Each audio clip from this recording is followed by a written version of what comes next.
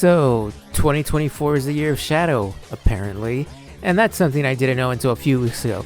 So, to celebrate the year of Shadow, we have the Sonic 3 movie, which looks like it's gonna be really good. And then Shadow Generations, a completely new game going back through Shadow's history, and it's really good. It rivals Sonic Generations. You have the Ark, Rail Canyon, Kingdom Valley, Sunset Heights, Chaos Island, and Radical Highway. The stage so good it infects other stages. There's only 6 stages here compared to Sonic Generations' 9, but you still have 2 acts for each stage. But 6 stages? I feel like there was room for maybe 3 more. You know, there's White Jungle, Westopolis, but with mods you could add this in, Flame Core, Sky Troops, and Lethal Highway. You know, Shadow wasn't even in Sonic Frontier, so why is Chaos Island here? You know, I was wondering how this was going to go in terms of stages. I figured most would probably be from either Adventure 2 or Shadow the Hedgehog, since Shadow isn't really playable in a lot of Sonic games. I mean, in Adventure 2 he only has 4 stages, but 50% isn't too bad, I guess. So to make up for the lack of the 3 extra stages, White Space is improved by a lot. No longer is it just a 2D space, but now 3D like how it was in Frontiers. This is cool. It is especially cool to see it grow and expand as you progress through the game and unlock new abilities. We'll get on that later though. Throughout White Space, you have boxes scattered around you can unlock by using tokens you grab in stages, which unlocks either bits of Shadow's history, artwork, and music. So it's always interesting to see where some of these are and how to get there. And there's also challenges that either consist of you grabbing clocks within a certain time limit or getting a certain amount of rings. And some of these can be pretty challenging, especially when they require you to use abilities. And challenge gates also make a return. Only 2 for each act this time instead of, well, however many there were in Generations, so each stage gets 4 gates. And unlike Generations, these aren't optional. In Generations, you only need to complete 1 to unlock the boss key. In Shadow Generations, you basically need to do all of them to get all the boss keys, because each boss gate requires 3 keys to open, and you can only get it by completing both of either Act 1's or Act 2's challenges. Luckily, they weren't too challenging. Then again, I don't think I S-ranked all of them either, so throughout the game, you unlock these abilities. First is the Doom Spear, basically Chaos Spear, where you can throw spears at enemies and target multiple items or things at once. Nothing too special, but you can abuse it to perform some movement glitches. Next is Doom Surf, which allows you to traverse water, basically preventing you from dying from water damage or drowning. This one took some time getting used to, mostly the side dash. Then you have Doomorph. This one definitely took more time getting used to, because I don't think it was explained that well. How was I supposed to know you can dash straight up? So the purpose of the Doomorph is to traverse, well, whatever this is without having to be slowed down, and it also allows you to swing. Yeah, it's okay. Then lastly, you have the Doom Wing, basically Super Shadow, since you don't have the Chaos Emeralds, since, well, Sonic has them. Grab 50 rings and you can basically break any stage by skipping half of it right off the bat, or accidentally saving yourself from dying. So this one is really good, and each stage also has a mode where you can go through it with either the Doom Wings enabled or disabled. I didn't realize this at first, so I was confused when I went back to stages and saw that my score was missing. Technically, you unlock the Doom Wings in the second act of the first stage, but after that it sort of just disappears until it's time to face Black Doom again. Oh yeah, he's back for some reason. Well, who else could it have been? In a game all about exploring Shadow's past, Black Doom had to be the villain. I'm pretty sure this is because of the Time Eater messing around with time, but the story doesn't play like that at all, and instead it plays it like he came back on his own. Shadow doesn't even question how he came back from the dead. Instead, when he sees him, it's more like business as usual, as if Black Doom never died to begin with, so that was something that could have been focused on a bit more. So Shadow Generations takes place alongside Sonic Generations, the other half of the game. It's the same, except for classic Sonic now having drop dash. Not that means much to me, because I don't even know how to drop dash. Believe me, I tried. And the entire game was also redubbed, along with some changed voice lines. You either love it or you don't. Me, I don't mind them, because I always find it weird that Sonic didn't recognize Green Hill or Chemical Plant Zone. So I think it was a good change to make Sonic recognize Green Hill and Chemical Plant Zone. Anyways, Shadow blows up Sonic's party because Gun detected an anomaly on the Ark, which he chases down, which leads us to our first stage, the Ark from Sonic Adventure 2. This was a really good stage in Adventure 2, and this version is just as good. You have the rails, the space section, these things, the gravity walls, and even the artificial chaos. This is actually before the Time Eater messes with time, so this implies that all of this, including the artificial chaos, are sort of just there. You know, it's pretty cool because it also connects with Shadow the Hedgehog. Oh, and you also have chaos control. Unlike in Shadow the Hedgehog, however, where it zooms you through a level, it just slows down time for about 5 seconds. It's useful when stuff is flying at you or to stop obstacles in their tracks, and you also have these shortcuts that you can only take with chaos control enabled. What a great throwback to Sonic Adventure 2. Oh, and also Radical Highway.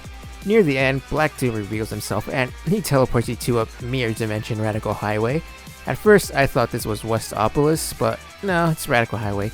Westopolis doesn't even get a mention except for it being a song you can unlock, and like I mentioned earlier, there's a mod you can use to add it into the game. But not gonna lie, the mod feels a little empty and barren. So next up is Rail Canyon from Sonic Heroes. I'm not as familiar with this one.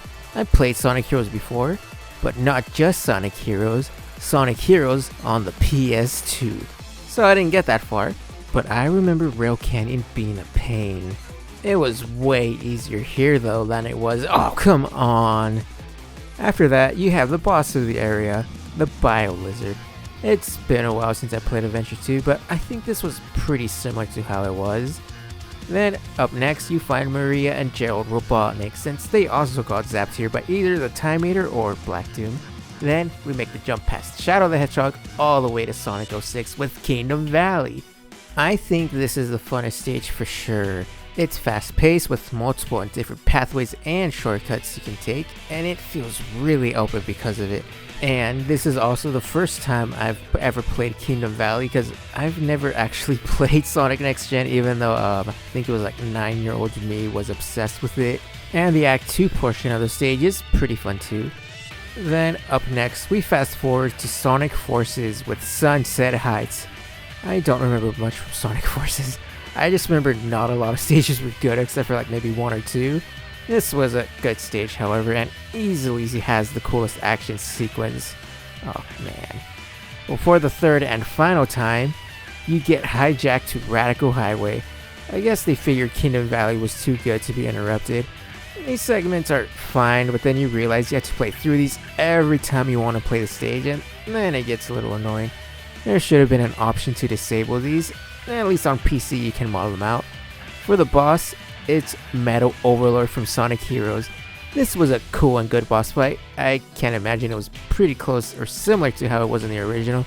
I don't know, don't ask me. Then after that, you go into the third section of the game, Chaos Island. Again, don't know why it's here. Shadow wasn't in Frontiers.